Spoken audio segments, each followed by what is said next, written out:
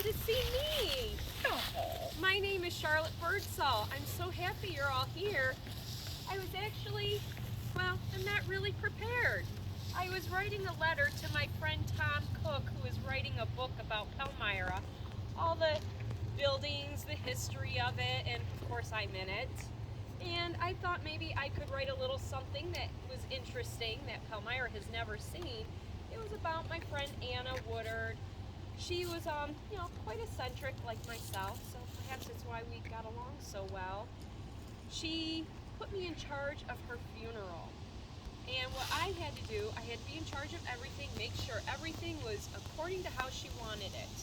It was to exceed no more than $10, no more than 20 people. There were to be no carriages, no hearses, no songs, and no sermon.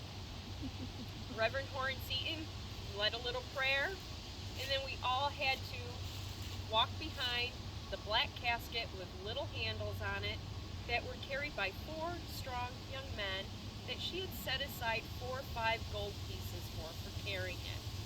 So can you imagine just walking through the streets in silence behind a casket and coming into the cemetery and just putting it in the ground? Well, she had been to New Orleans and she had been quite taken with that method. So I adhered to it and made sure she was buried in a beautiful calico dress. But I'm sure you didn't come here to hear about her.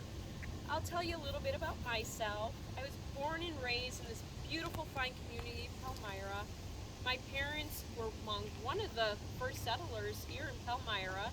They owned the Jenner block. My father, he had built row homes. He was very wealthy, and I do have to say I'm very thankful for the life I led because I never had to worry about finances.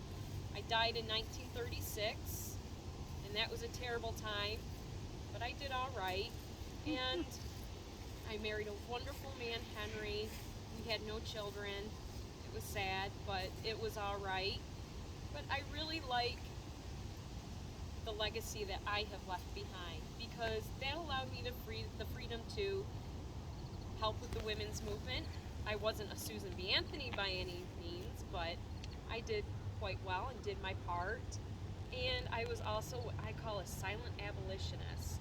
I really didn't tell people what I did because that just wouldn't be a good thing to do and I wouldn't be able to help other people.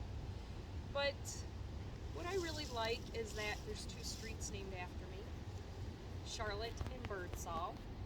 So I think that's kind of cute. I like it. And I love that my house is still standing. It's over on Kyler and it is now the American Legion, and I pop in from time to time and see what's going on, and I just love it. So I was basically a socialite and just did whatever I wanted to do because, that's just what I do. Whatever I want to do, and I do the same here.